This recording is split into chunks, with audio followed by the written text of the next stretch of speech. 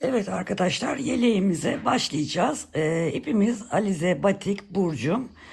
Renk numarasını söyleyeyim hemen. 60 1060 renk numaramız. 100 gram ağırlığında, 210 metre uzunluğunda batik bir iple öreceğiz yeleğimizi. Ben şimdilik 3 tane aldım ama daha fazla gideceğini düşünüyorum. Şimdi dilerseniz hep birlikte yeleğimize başlayalım arkadaşlar. Evet. Şimdi başlıyoruz. Şişimiz arkadaşlar 4,5 numara şiş kullandım ben. 2, 3, 4 ve 5 tane ilmek atarak başlayacağız.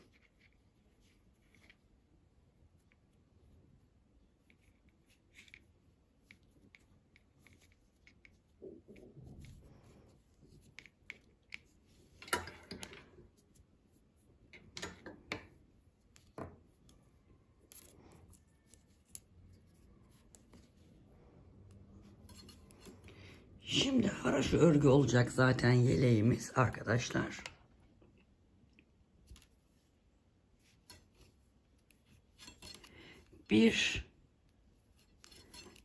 İki tane haraşo örüyorum. Bir tane gizli artırma yapıyorum. Bir tane düz örüyorum. Bir tane gizli artırma yapıyorum. Ve 2 tane haraşo örüyorum. Örgümün arkasına geçiyorum. Burada 2 haraşo örüyorum. Bu artırdığım ilmek. Onu da haraşo örgü olarak örüyorum. Önde düz ördüğümü arkada ters örgü olarak örüyorum. İpimi arkaya atıyorum ve artırdığım ilmek ve yanındaki ilmekleri yine haraşo örgü olarak örüyorum. Dönüyorum. Yine 3 tane haraşo örüyorum. Bakın burada düz ilmeğimiz belli oldu. Hemen düz ilmeğimin sağından bir tane düz ilmek örüyorum. Solundan bir tane artırma yaparak geride kalan ilmeklerimi haraşo örgü olarak örüyorum. Arka yüze geçtiğimde yine ilmeklerimi haraşo örgü olarak örüyorum. Artırdığım ilmeği de yine haraşo örüyorum. Ve ortadaki önde düz, arkada ters olan ilmeğimi ters olarak örüyorum. İpimi atıyorum. Tekrar artırdığım ilmekle dahil olmak üzere diğer bütün ilmeklerimi haraşo örüyorum. Yine haraşo örgü olarak örmeye devam ediyorum. Bu düz örgüyü gördüğümde hemen bir gizli artırmamı yapıyorum. Bir düz örgümü örüyorum. Bir gizli artırma daha yapıyorum. Kalan ilmeklerimin hepsini haraşo örgü olarak örmeye devam ediyorum. Örgümün arka yüzüne geçiyorum. Yine haraşo olarak örmeye devam ediyorum. Artırdığım ilmeği de haraşo örüyorum. Arka yüzde olduğum için ters örgü örüyorum bir tane. Yine artırdığım ilmek ve yanındaki diğer ilmekleri haraşo örgü olarak örüyorum. Biraz daha örelim birlikte. Yine arkadaşlar ilk ilmeği ben örmeden alıyorum. Şu kenarlarda şu tırtığı oluşturmak istiyorum. 2, 3, 4, 5 tane haraşo örüyorum. Bakın yine düz örgüyü gördüm. Hemen bir gizli artırma, bir düz örgü ve gizli artırma. Kalan ilmekler haraşo örgü.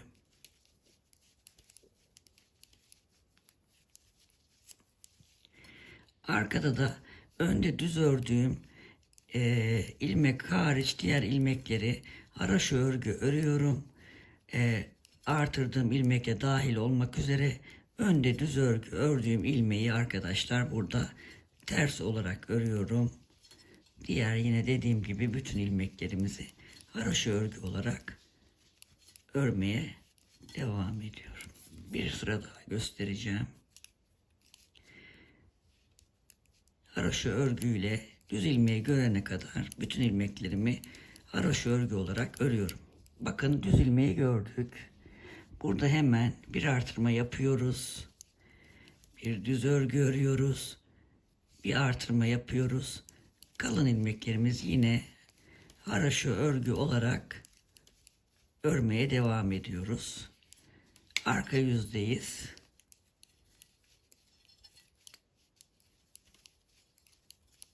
Artırdığımız ilmekle dahil haroşa ördükten sonra bir ters ve diğer artırdığımız ilmekle kalan ilmeklerin hepsini haroşa örgü olarak örüyoruz. Bu şekilde baktığınızda arkadaşlar şu şekilde ortadan artırma yapmaya başladık.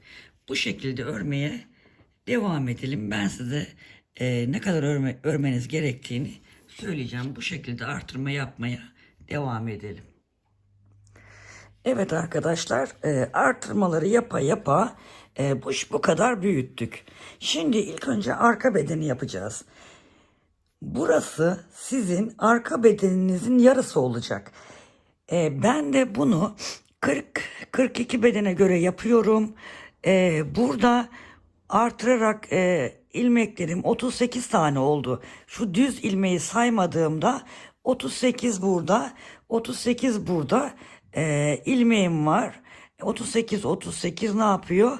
76. Bir de burada düz ilmeğim var, 77 ilmek.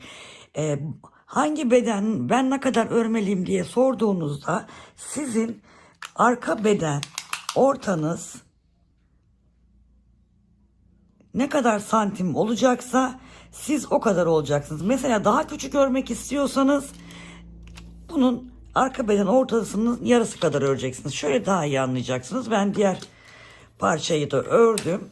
Şimdi bundan 2 tane öreceğiz arkadaşlar. Şurası tamamen sizin beden ölçünüzün yarısı. Mesela benim 51 santim olmuş. Her iki parçanın toplamı.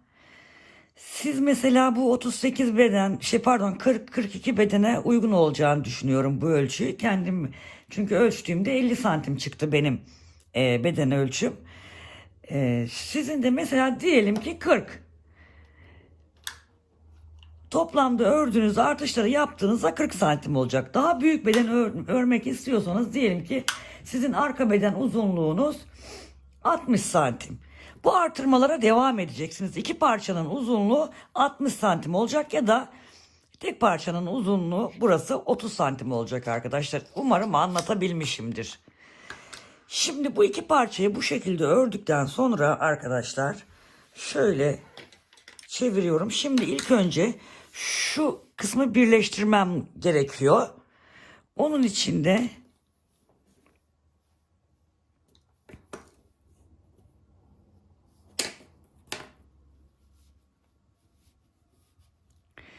şu ördüğüm bir taraf, bu da ördüğüm diğer taraf. Bu yardımcı şişti arkadaşlar. Şöyle alacağım. İkisini örerek birleştireceğim. Kesip sonradan dikebilirsiniz. İkisini kesim yapıp dediğim gibi dikebilirsiniz de. Ben bu şekilde birleştirmeyi uygun gördüm. Sizler dediğim gibi istediğiniz gibi yapabilirsiniz. Şimdi bu şişten alıyorum, ördüm. Haraşo örgü örüyorum. Yine bu şişten alıyorum. Örüyorum. Bu şekilde 2 ilmeği alıp şu şekilde şimdi bir bakayım şuna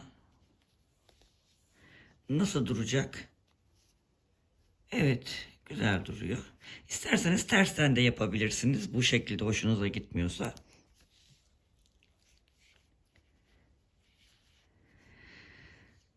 Şimdi şunu alalım. Gene devam edelim.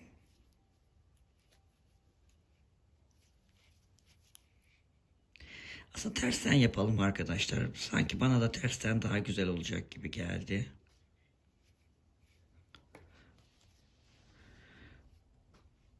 Örneğinde çünkü sanki bir düz kesim oluyor gibi geldi. Biraz hoşuma gitmedi.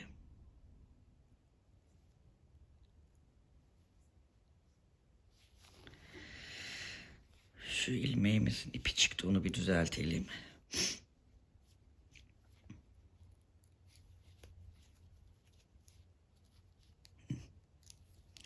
Yani tersten dediğim örgümüzün arka yüzü olarak kesim yapacağız.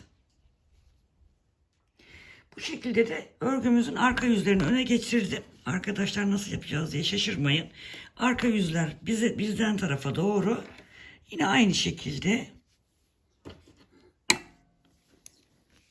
ipimizi alacağız.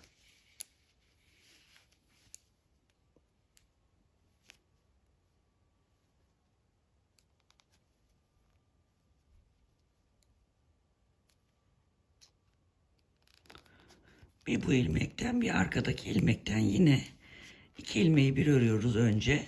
Sonra yanındaki iki ilmeği örüyoruz ve ilkini son ördüğümüzün üzerinden geçiriyoruz. Yani kesim işlemi yapıyoruz. Yalnız çok sıkı yapmayalım arkadaşlar. Gerginlik olmasın. Gerginlik olursa hoş durmaz. Çektirir yani arka orta kısım.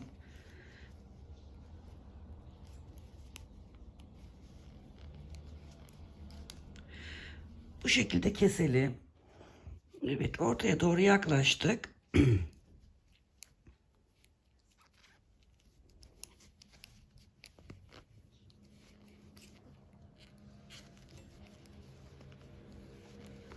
Ve bu ortada gelen düz ilmeğimiz var arkadaşlar. Onu da buraya katıyoruz. Onun için oraya kattığımız için şurada o ilmeği bu tarafa geçirmek için bir tane daha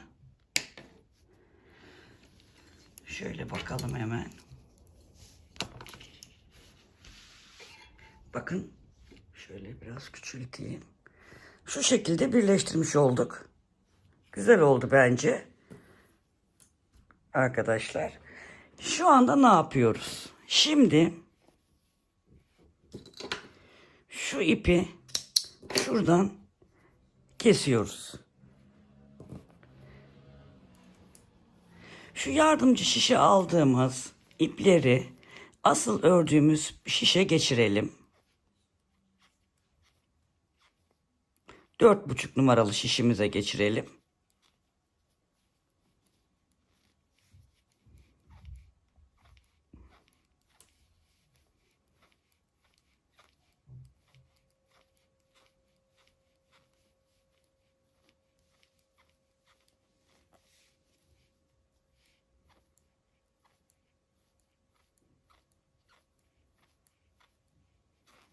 Evet.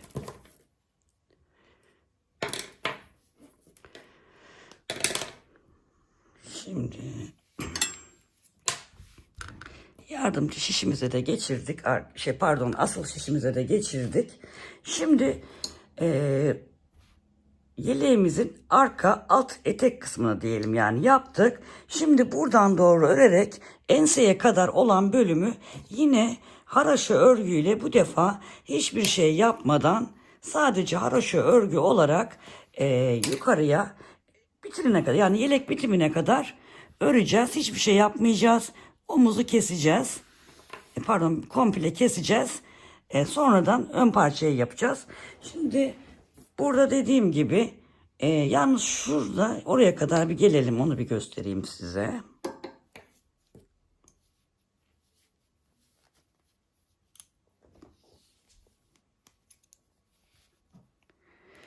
Haroşa örgüyle örmeye devam ediyoruz.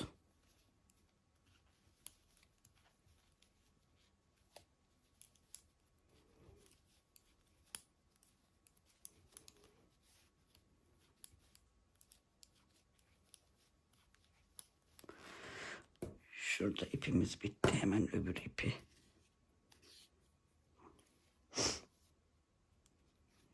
yapalım. Onu bağlayacağız, sonra saklayacağız.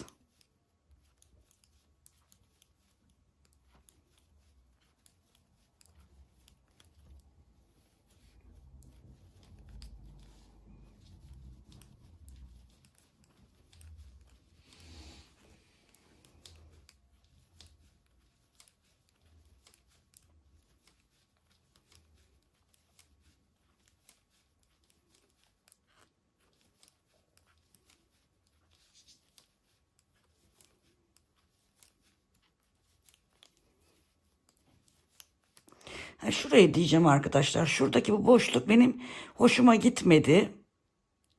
Şuradan arkadan bir ilmek kaldıralım. Şunu şöyle çaprazlayalım. Delik oluşmasın orada. Bakın şu şekilde. Hemen ortada o kestiğimiz ilmeği örelim. Onu sıkacağız sonra. Yine şurada da hemen şuradan, yani burada sanki 2 ilmek artırmış gibi olacağız. Çünkü niye? Oradaki o boşluğun gözükmesini istemiyorum. Çirkin durmasın diye.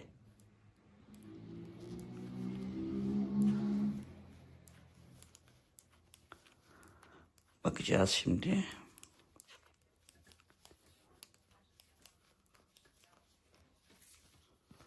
Evet, bakın gördünüz mü? Demin oralar ayrık gibiydi. Şu anda onu oradan bu kesim yaptığımız ilmek tek kalmıştı ya. Onun her iki tarafından hemen bir ilmek yükselterek o açıklığı da kapatmış oldum. Şimdi arkadaşlar bu şekilde örelim. Bunu ne kadar öreceksiniz? Koltuk altında falan kesim yapmayacağım. Aslında belki de yapabilirim. İlerleyen şeyde onu da gösteririm. Biraz öreyim. Ona göre şekillenecek. Koltuk altı örmeyip kesinti yapmadan direkt örmek isteyenler beden uzunluğunda ne kadar uzunlukta istiyorlarsa yeleklerini o kadar uzunlukta örsünler arkadaşlar. Ben de öreyim, sonra birlikte devam ederiz. Evet arkadaşlar, koltuk altına gelene kadar ördüm ben. Şimdi santim olarak hemen size vereceğim. Tabii bu benim koltuk altına kadar istediğim uzunlukta 43 santim arkadaşlar, etek ucundan koltuk altı kısmına kadar. Bu kısmı da siz kendi bedeninizin, yani koltuk altına kadar olan uzunluğunuzu kendiniz ayarlayacaksınız. İsteyen bu şekilde de yapabilir. Uzun isteyenler daha örebilirler bu kısmı. Bu ben yeterli diye düşünüyorum. Sıra olarak da sayarsak arkadaşlar, şu birleştirmeden sonra 1, 2, 3, 4, 5, 6, 7, 8, 9, 10, 11, 12, 13, 14, 15, 16, 17, 18, 19, 20, 21, 22, 23, 24, 25, 26, 27, 28, 29 sıra haroşa örgü olarak örmüşüm. Şimdi burada koltuk altında fazla değil, küçük bir kesinti yapalım. 3 tane. 1, 2. Koltuk altı yerimiz belli olması açısından. Sonra örmeye devam ediyoruz. Diğer tarafta da arkadaşlar 3 tane keseceğiz.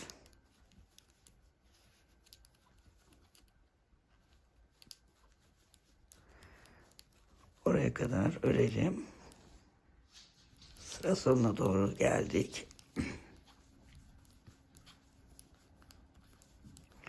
Dönüyoruz. Burada da 3 tane keselim.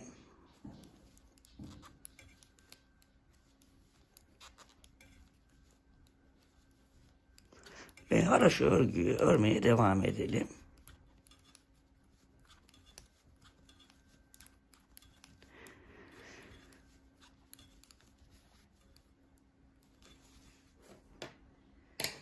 Evet, ördük. Şöyle bir bakalım. Şimdi her iki taraftan da 3 buradan kesim yaptık. Şimdi bundan sonrasını koltuk altından omuza kadar olan uzunluk olacak. Yaklaşık 19-20 santim kadar öreceğim. Sizler de o şekilde yapabilirsiniz. Ya da dediğim gibi kendiniz kiloluysanız, bundan büyük örmek istiyorsanız vücudunuzda ölçerek bu kestiğimiz yerden omuza kadar olan uzunluğunuzu ölçün. O kadar santim öreceksiniz sizler de. Şimdi ben öreyim. Devam edeceğiz. Evet arkadaşlar, arkayı tamamladık. Bu şekilde. Kesim yapmadım. Omuzları birleştireceğiz çünkü. Şimdi ön parçalara geçeceğiz. Arkayı örelim. Ördük. Siz de örün. Ben ördüm. İstediğiniz gibi de dediğim gibi bunların ölçüsü sizin vücut ölçünüze göre. Buranın uzunluğu, beden uzunluğu da gene ne kadar uzunlukta istiyorsanız birleştirmeden sonra öreceksiniz. Sonra kenarlardan 3'er tane kestikten sonra da şurada kol boyunu öreceksiniz arkadaşlar. Şimdi artık önlere başlayabiliriz.